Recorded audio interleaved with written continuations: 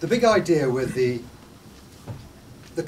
only good news side of all of this is that so far we've been looking at the future health effects of burning fossil fuels, or burning fossil fuels. You know, the CO2 goes into the atmosphere, warms the globe, and we get all of these problems.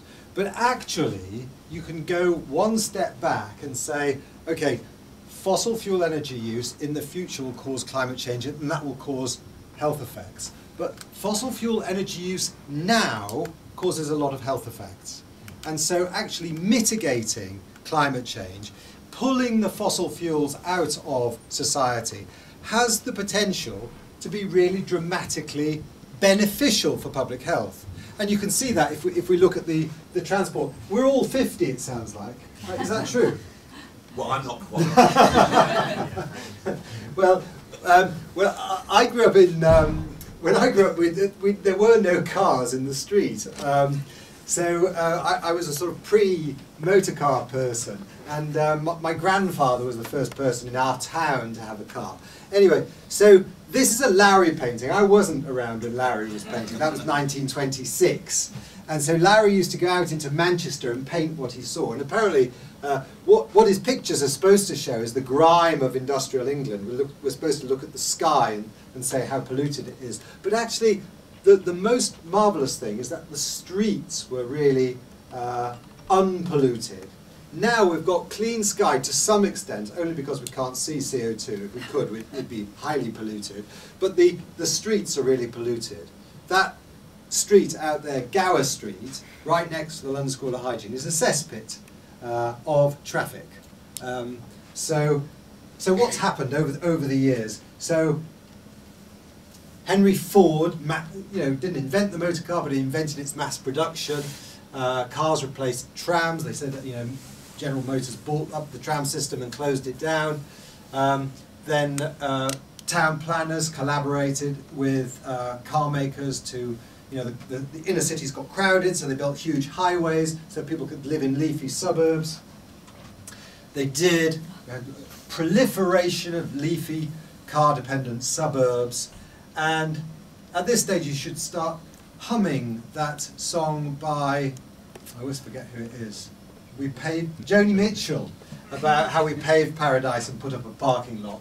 So we really did lead ahead to motorised madness. And we've got this sort of scenarios in the United States, and it's quite enormous, the change that's happened over a relatively short time. And what we've essentially done is we've really eliminated human movement from our society. We are more sedentary than ever before in the history of people on this planet. We hardly move at all. So, in fact, what you're doing now, listening to me, is bad for you. Because almost, you're either moving or you're sitting, or you're sleeping. But so you can count, well, you can say, well, moving is good or sitting is bad. It's just the same thing, because it all adds up to more or less the same thing. So we motorized human movement, and there was a nice report yesterday that's having big effects in terms of public health, because human movement is good for us.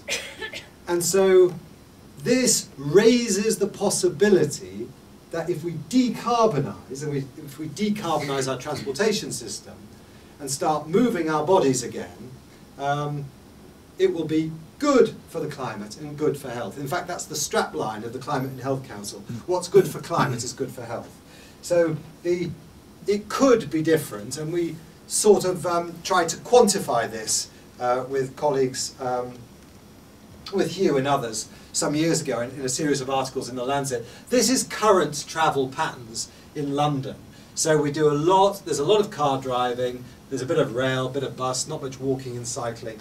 If travel patterns in London were such that we met our greenhouse gas reduction targets for transport would look more like that. No, it's not a completely radical change. There's a big increase in cycling, and 2% of our trips in London are by bicycle. Something like 40% of trips in Copenhagen are by bicycle. And Copenhagen's a perfectly developed country. You know, they don't have any problems in Copenhagen, in Denmark. So, so increased bicycle trips, increased walking trips, bit of decrease in car use, and it would just need, so the world looks less like that and more like that. This is Bogota, actually, so it shows you can do it in, you can do it anywhere. But we quantified the effect on human health in the UK of doing those things. So a big reduction in ischemic heart disease, a reduction in stroke, a reduction in dementia, a reduction in breast cancer.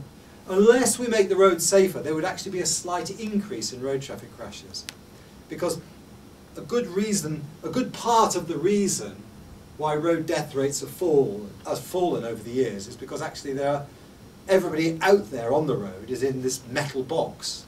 So if we get people out of metal boxes for a while, unless we really change the infrastructure, which we should do, to make it safer for walking and cycling, there could be an increase in road traffic crashes. But in a way it doesn't matter, because it would be greatly outweighed by the public health benefits. In fact, I cycle to work now, have been doing it since I was 40. When I was 40, Phil Edwards worked out that at around the age of 40, the health benefits of cycling greatly outweigh the injury risks. So now, for me now, people say to me, well, why do you cycle here? And it's so dangerous. And I said, for God's sake, don't be ridiculous. Why don't you cycle? It's too dangerous not to cycle.